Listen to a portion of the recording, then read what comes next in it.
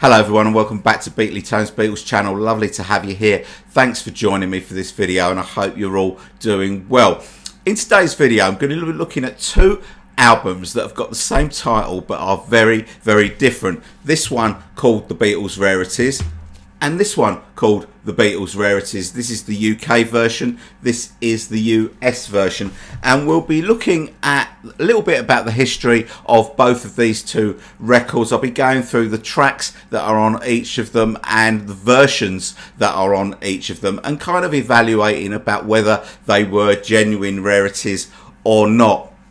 Now we'll start with the UK one. Now the UK Rarities album was first included in the Beatles box set that was released in 1978 called the Beatles Collection, also known as the BC 13 box. That is the blue box with the gold signatures along the bottom. It contained all of the UK albums in stereo plus the Beatles Rarities. The Beatles Rarities was included, to try and encourage people to buy the box set even if they already had all the albums. Now, the BC 13 is a funny beast because it's kind of thought of as being maybe the best sounding versions of the Beatles UK albums in stereo in the 70s. At that time, they were all the records were cut by Harry Moss, and but the records that I bought, because I got into the Beatles in 1976,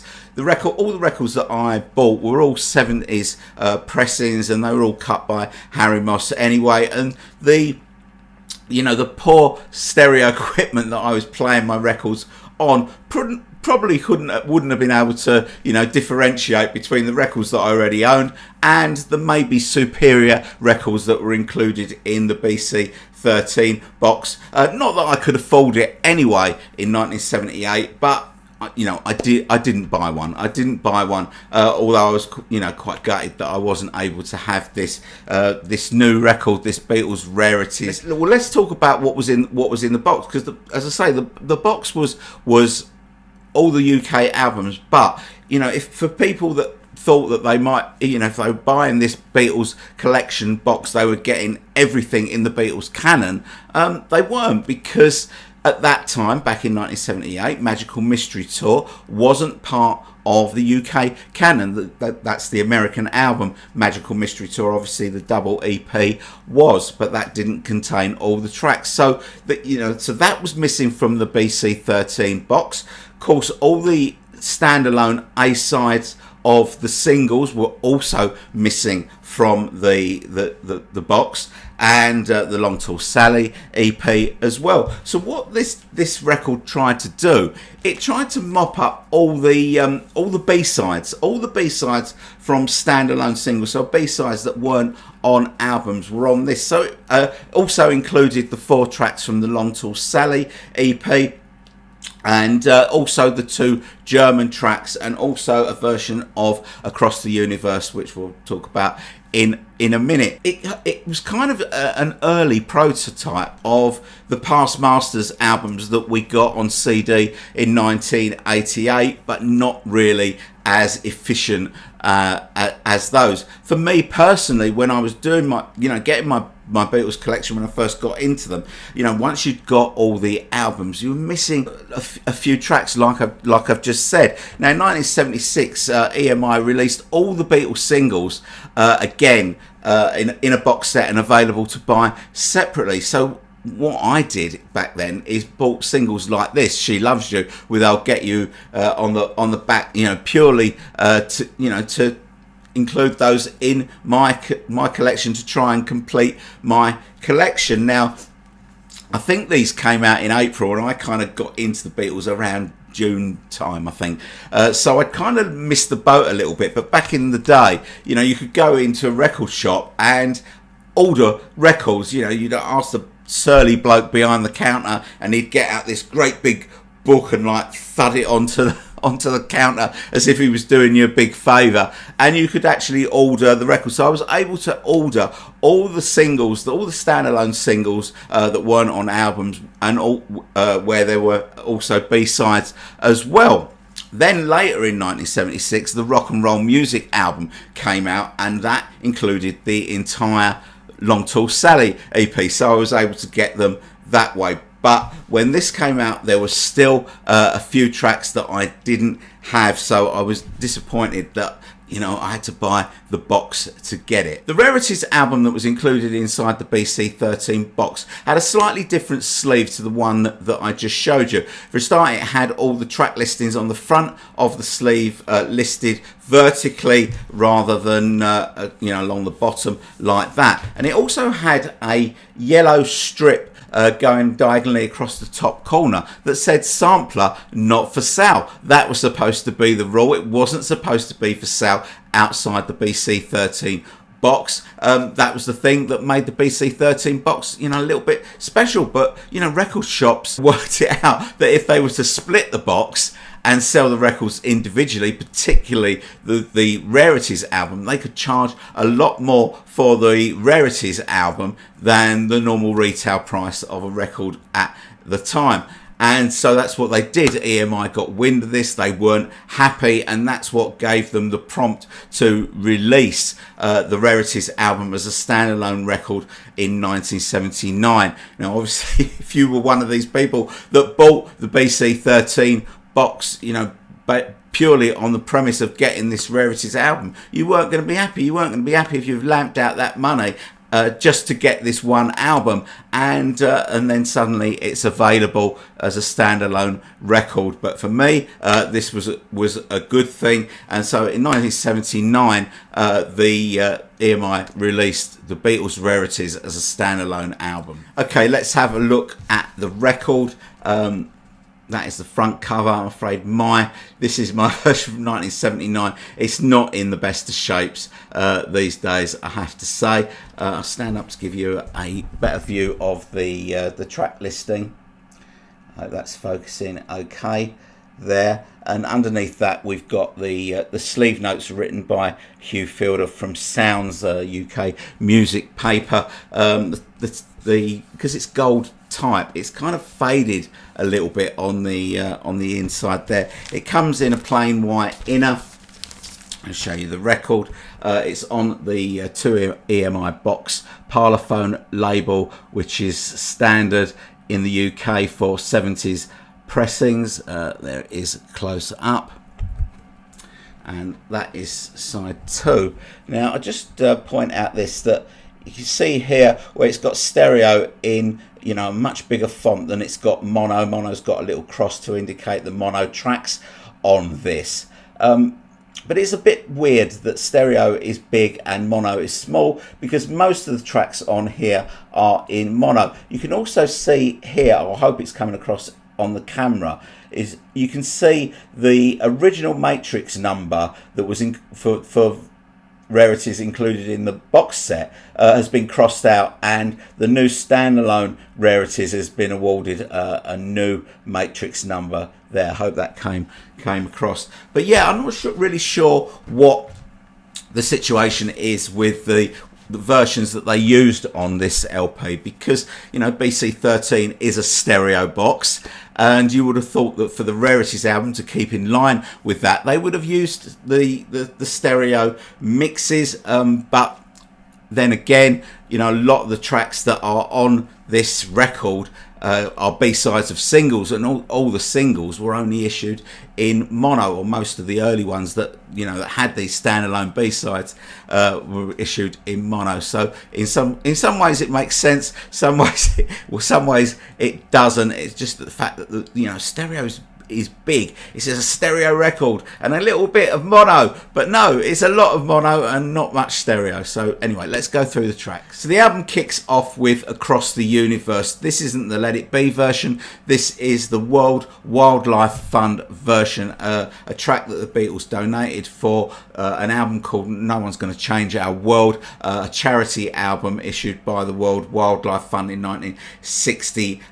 Now this version is different to the Let It Be version. It's slightly faster for a start, and it's got sort of sound effects, birds fluttering, and that sort of thing on the record. This version hadn't been on a Beatles album, hadn't been on a Beatles single, and so it's different to the version on Let It Be, which was the only version of the song that we had at this time when this was released, this Rarities record was released. So yeah, I would say this is a genuine rarity, and this song is in stereo. Then we get 5 tracks which are B-sides of singles. Yes, it is the B-side of Ticket to Ride, This Boy, the B-side of I'm Gonna Hold Your Hand, The Inner Light, the B-side of Lady Madonna, I'll Get You, the B-side of She Loves You, and Thank You Girl, the B-side of From Me to You. All of these are in mono. We can argue whether or not they are rarities or not. You know, all of these singles sold over 1 million copies, so how rare are these? But you know, if you haven't got the individual singles, they're not on a Beatles album, so you would have been grateful in 1979 to get these on a record if you didn't have those singles. We then get the 2 German tracks, Sie liebt dich and Komm Give Me Deine Hand, I Want to Hold Your Hand, and She Loves You, sung in German. Now both of these are in stereo. Now these were tracks that I didn't have in 1979, so you know, I was very pleased to get these on this album. This was the first time that I'd ever owned those tracks. So yeah, I would say these are rarities. They had never been released in the UK. Sorry, I should have said when I was talking about the B-sides, the B-sides have never been released on a UK album. Different story in the US, never released it in the UK. So yeah, I would say that was a genuine rarity. Now, in the weirdest bit of track sequencing on a Beatles record I've ever known, in between the 2 German tracks sits You Know My Name, Look Up the Number, which is a song that I love. It is off its head, and it's really weird to hear it in between those 2 tracks. Surely those 2 tracks should have been paired together on this album, but no, they're split up with You Know My Name, Look Up the Number in between. The record label, it doesn't have one of those crosses indicating that it is in mono, so it's kind of saying it's in stereo. It's not. It's in mono on this record. Side 2 kicks off with Rain, B-side of Paperback Writer, then She's a Woman, B-side of I Feel Fine. Then we get Matchbox and I Call Your Name from the Long Tall Sally EP. Then Bad Boy, which had only been included on Beatles collection of oldies but goldies in the UK. And here it is in stereo.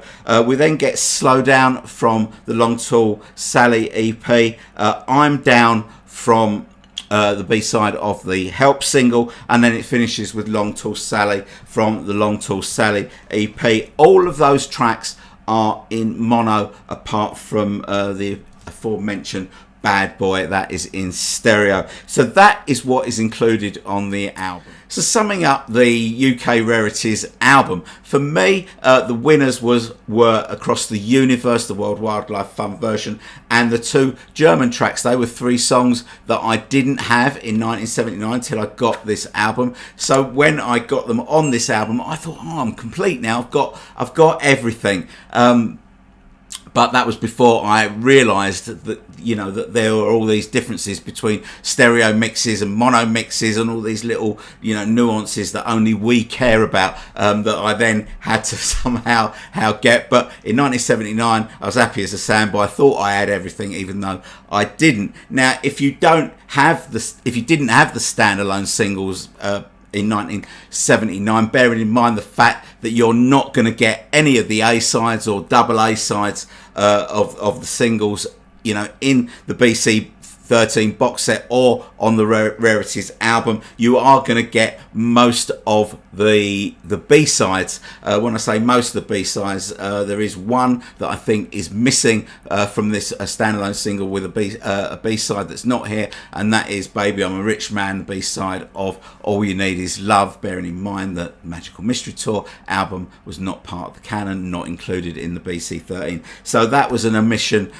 from this record. So as I said earlier, you know, all these singles sold millions, millions of copies. How rare are they? They're not really that rare, but they're, you know, little fillers. And, you know, this album did a job for a while, but Past Masters Volume 1 and 2 in 1988 did a much better and more comprehensive job of mopping up all the non-album tracks. Okay, let's start talking about the US version of Rarities. But before we do, it's worth putting the whole thing into context, because in the mid to late 70s, Capitol in the US were far more on board with the whole value of, you know, releasing good compilation albums to second generation Beatles fans, much more so than EMI were in the UK. I think that was abundantly clear in the video that I did a couple of weeks ago, where, you know, I compared the UK version of Love Songs to the US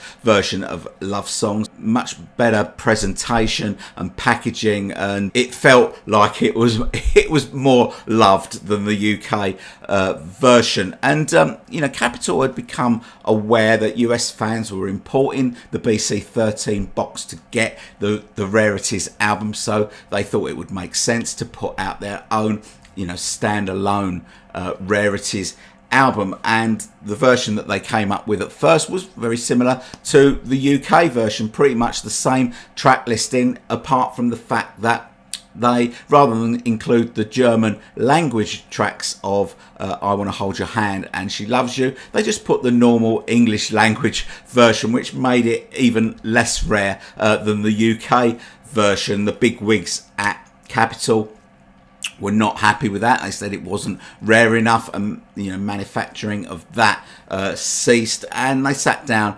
and decided to come up with a US specific Rarities album. This came out in 1980. This is it. I did pick this up in 1980.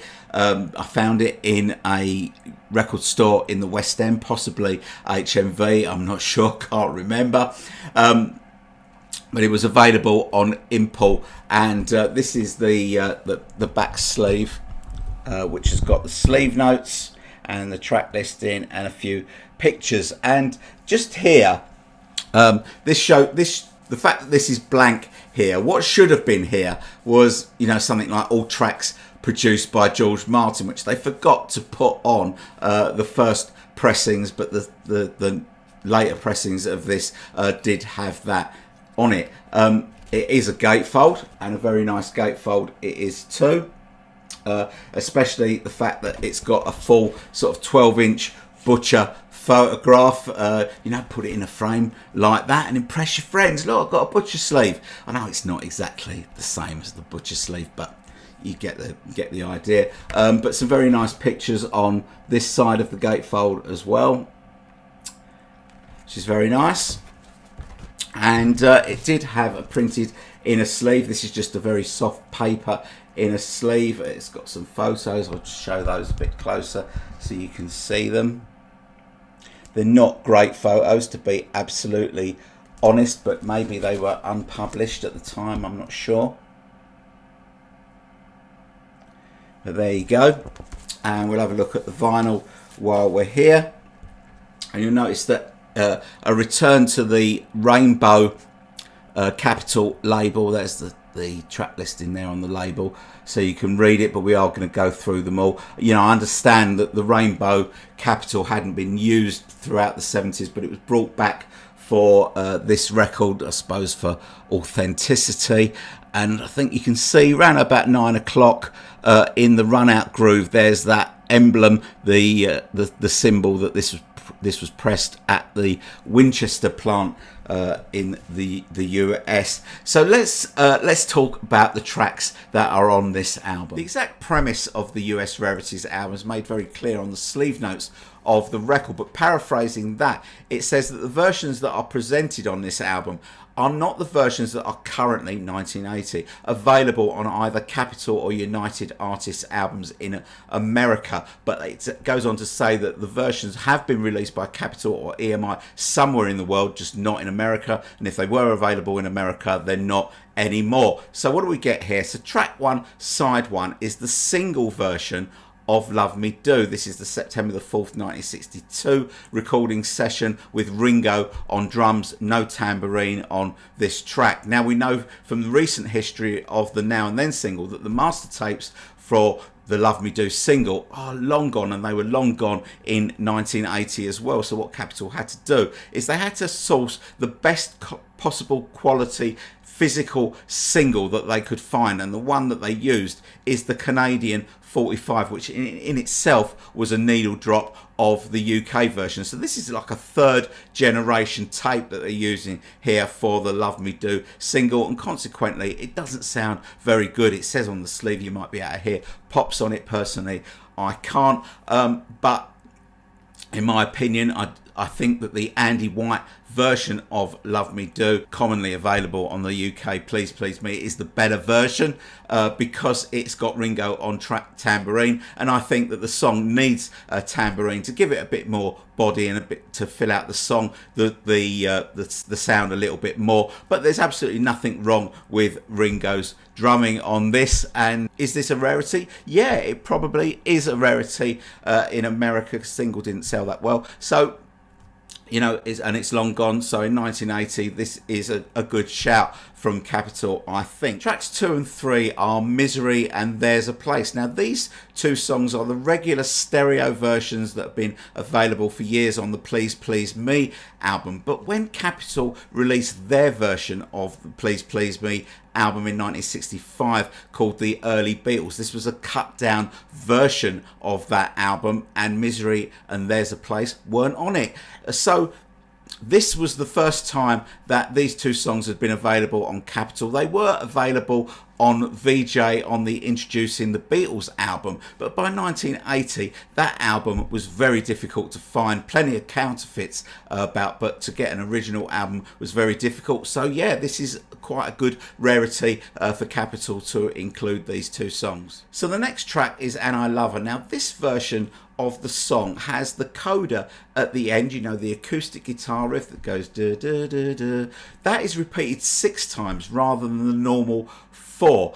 And also Paul's vocal is double tracked on this. Now this comes from the German version of the Something New album that up until the release of the US Rarities album was the only place that you could hear that coda with the 6 guitar riffs at the end. It was released later in 1980 on the In Liverpool the Beatles box that used that version as well, but that wasn't officially released in America anyway. So at the time of release, this was the first time on Capitol in America you get that guitar riff repeated 6 times. So yeah, good rarity. The next track is Help. Now this is taken from the mono US and UK single, so it's different to the version that was on the United Artists album, different vocal, but probably not that rare because, you know, Help single sold a lot of copies in the US, so probably not that rare, but on a Capitol album for the first time this version. Next track is I'm Only Sleeping. This is the regular stereo version that has been available on the UK Revolver album since 1966. It is slightly different to the version that it was on Yesterday and Today. It's got different backwards guitar pieces in there, and they're placed slightly different to the US version. So yeah, that is probably a genuine rarity. Now for the final track on side 1, I'm the Walrus, they've created their own version of this song, a bit like they did on Anthology. They created a new version, an outfake if you like. Now they've used 2 different sources for this. The first source for the intro riff, the da, da, da, da, da, da, da, bit. Now normally on the versions, the common versions of I'm the Walrus, that little riff repeats 4 times before the cellos come in, but here it repeats 6 times, and this is taken from the UK stereo version of I Am the Walrus. The other difference on this is in the middle of the song, just after John sings I'm Crying, there's a little gap before he comes in with the next verse that starts with Yellow Matter Custard, and that gap is normally a 4-beat gap, but here it is 6 beats, and that is taken from the US single version according to the sleeve notes, and by that I'm presuming that they mean the B-side of Hello Goodbye.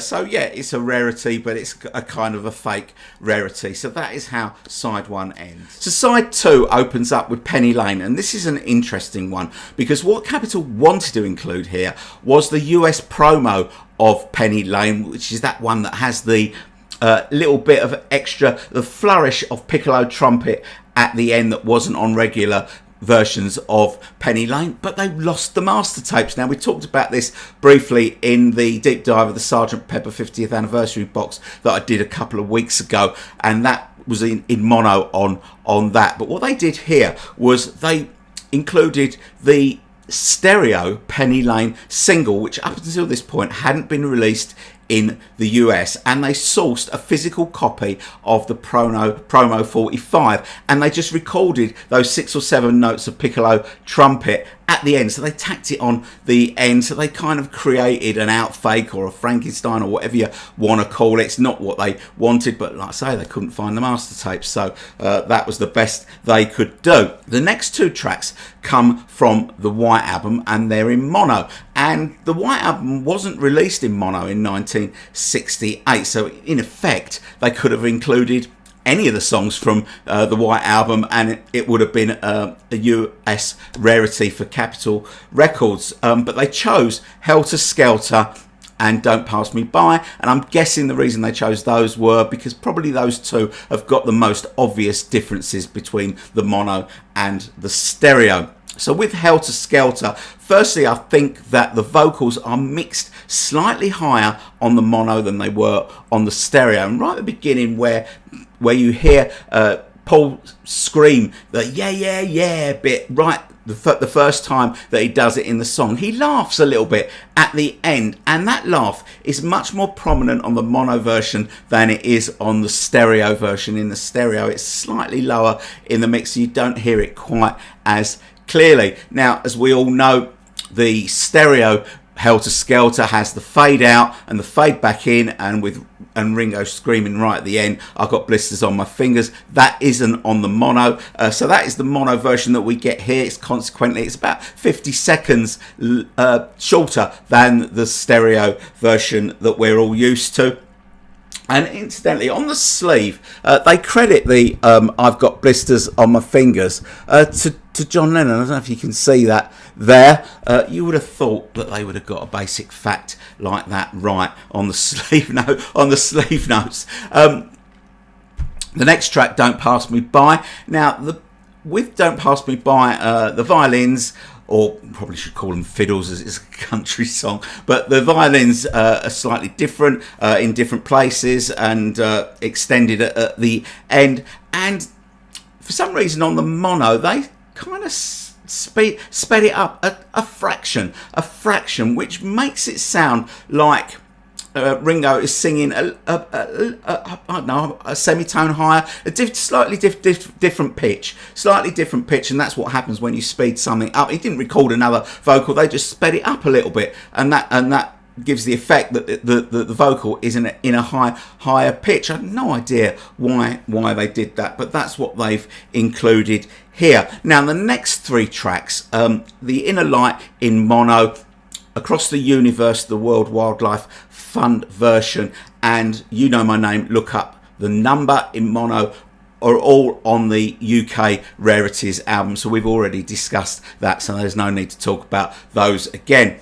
Now, the final track on the album is listed as Sgt. Pepper in a Groove. I think we all generally call it the run out groove, that couple of seconds of gibberish that on UK and other territories versions of Sgt. Pepper goes on and on and on forever. It's a locked groove and it doesn't stop until you lift the tone on, but it wasn't included on the US Sgt. Pepper, so it's included here. And the trouble with this is it's just 2 seconds long. That's normal. But here they only include it once. They don't do it as a lock groove, so it goes on and on and on and on, which they could have done because it's the final track on the album. It made it more authentic, but it's just once through, it's 2 seconds, blink and you miss it, which kind of defeats the whole point of that little gimmick, and it's probably about as much use as a one-legged man in an arse-kicking contest.